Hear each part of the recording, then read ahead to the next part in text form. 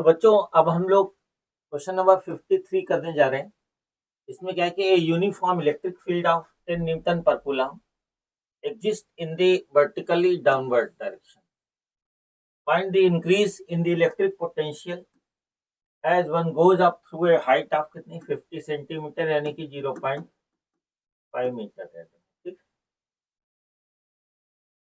बेटा ध्यान रखना कि for this problem we will use concept on page number 109 chapter 29 की 29 के पेज नंबर 109 पे कंसेप्ट एस सी वर्मा ने दे रखी है। इसको आप रीड कर लें, एक पेज रीड करना है, इसके बाद ये क्वेश्चन करो। इसमें क्या है कि potential difference between two points R2 position vector पे और R1 पोजीशन वेक्टर पे जो पोटेंशियल डिफरेंस है that is equal to minus electric field vector form में E डॉट dr वेक्टर होगा। कहां से कहां तक इंटीग्रेट करेंगे? R1 से लेके R2 तक। R1 वेक्टर पे पोटेंशियल VR1 होगा और R2 पे इस पोजीशन पे पोटेंशियल क्या है? VR2। VR2 को हम V2 कह देंगे, VR1 को हम V1 कह देते हैं, minus E dot dr R1 to R2 कह दिया। अब ये ऐसा है कि इसको एक्स एक्सिस मान लो, इसको वाई एक्सिस मान लो। इलेक्ट्रिक फील्ड जो है बेटा वो डाउनवर्ड डायरेक्शन में नीचे की तरफ है और आप कहां से कहां पे लेके जा रहे हो? एज वन गोज अप, नीचे से ऊपर जाता है। कितनी हाइट? 50 सेंटीमीटर। तो हम कहते हैं जी वो इसको ओरिजिन ले लो, ठीक है कि नहीं? ओरिजिन से यहाँ से पी पॉइंट तक जाता है। ओरिजिन के क्या कोऑर्डिनेट होंगे? 0,0। पी पॉइंट की क्या है? 50 सेंटीमीटर यानी 0.50 मीटर। तो 0,050 हो जाएगा। ये R1 पोजीशन वेक्टर क्या हो जाएगा? 0i cap plus 0j cap. इसमें पोटेंशियल V1 कह दो या VR1 वेक्टर, एक ही बात है। इस पॉइंट पे पोजीशन वेक्टर क्या होगा? R2 0i cap plus 0.50 cap हो जाएगा और इसमें पोटेंशियल क्या कह दीजिए? V2 कह दीजिए आप। ठीक, अच्छा, इलेक्ट्रिक फील्ड डाउनवर्ड डायरेक्शन में ध्यान रखिएगा आप लोग। ठीक, अब हम लोग क्या करते हैं बेटा कि V2 ये क्या हो जाएगा? माइनस, यहाँ पे क्या होगा बेटा कि पुटिंग ये सब सारे इलेक्ट्रिक फील्ड कितनी यहाँ पे डाउनवर्ड डायरेक्शन में नीचे की तरफ है और मैग्नीट्यूड कितना है? 10। तो माइनस 10j कैप न्यूटन पर कूलम होगा। इसको अगर हम 0i cap minus 10j cap कह दें तब भी चलेगा। ठीक है, इलेक्ट्रिक फील्ड को dr वेक्टर को हम तोड़ देंगे। अगर हमें वैसे तो y के लॉन्ग है तो dr को हम dy वेक्टर कह सकते हैं, लेकिन कुछ और भी 2-3 प्रॉब्लम ऐसी हैं तो इसलिए मैं dr को dxi cap plus dyj cap में तोड़ देंगे। ठीक है, अगर हमें z एक्सिस भी लेना होता, z एक्सिस के भी कोऑर्डिनेट होते तो हम यहाँ पे dz के कैप भी ले लेते हैं। ठीक है, लेकिन क्योंकि अब हम x और y की बात कर रहे हैं तो हम केवल dx और dy लेंगे। ठीक है बेटा, तो ये हो जाएगा बेटा कि dxi कैप dyj कैप और यहाँ पे R1 वेक्टर क्या है आपका? 0i cap plus 0j cap और R2 वेक्टर क्या हो जाएगा? 0i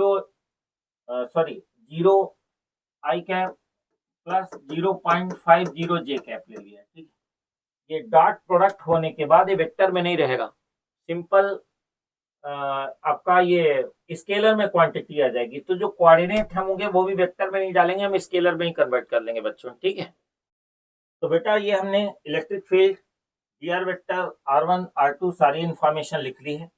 अब हम लोग इसमें वैल्यू डालने वाले हैं और ये आपको थोड़ा सा लंबा लगेगा, लेकिन आपको इसके बिहाफ पे बहुत सारी और भी वेक्टर से रिलेटेड ऐसी प्रॉब्लम सॉल्व हो जाएंगी, इलेक्ट्रिक फील्ड और पोटेंशियल डिफरेंस के रिलेशन से रिलेटेड। ठीक है, तो ये मत सोचना कि कहीं बहुत सारी बुक में सॉल्यूशन वगैरह यूट्यूब पे भी 3-4 लाइनों में ही कर दिया, तो यही आप 3 स्टेप में भी ये 2 या 3 लाइन में भी ये क्वेश्चन कर सकते हैं। लेकिन मैं कंसेप्ट आपको सिखा रहा हूँ कि जो ये वाली जो वैल्यू दे रखी है एससी वर्मा में, ये इंफॉर्मेशन ये कैसे, तो इरोडोव वगैरह की बहुत सारी प्रॉब्लम्स इस पे आराम से सॉल्व हो जाया करेंगे। तो बेटा क्या होगा कि V2 minus V1 equal to कितना हो गया आपका? माइनस R1 की वैल्यू क्या होगी? 0,0 है। इसको कोऑर्डिनेट्स के फॉर्म में ही लिखेंगे, वेक्टर के फॉर्म में नहीं लिखेंगे क्योंकि डॉट प्रोडक्ट होने के बाद वैसे ही स्केलर आना है इसको, ठीक है। तो क्या होगा 0,0.50, ठीक है। और इलेक्ट्रिक फील्ड जो है आपकी क्या थी, इलेक्ट्रिक फील्ड है आपकी 0 I कैप -10J कैप, ठीक है। डॉट dr कितना है dx I cap plus dy/j cap, ठीक है। तो आप क्या करोगे इसमें आगे फर्दर कि 0 की इससे मल्टीप्लाई 0 इंटू dx हो जाएगा आपका, ठीक है बेटा। तो क्या हो जाएगा, लिमिट क्या होगी -0 है ना, 0 इंटू dx क्या हो जाएगा, है ना, 0 dx हो गया एक तरीके से। I डॉट I क्या होगा 1 हो गया। फिर ये हो जाएगा आपका माइनस, तो जैसे बाहर लिखा है तो इसको माइनस को ऐसे पूरा ऐसे ब्रैकेट लगा दो।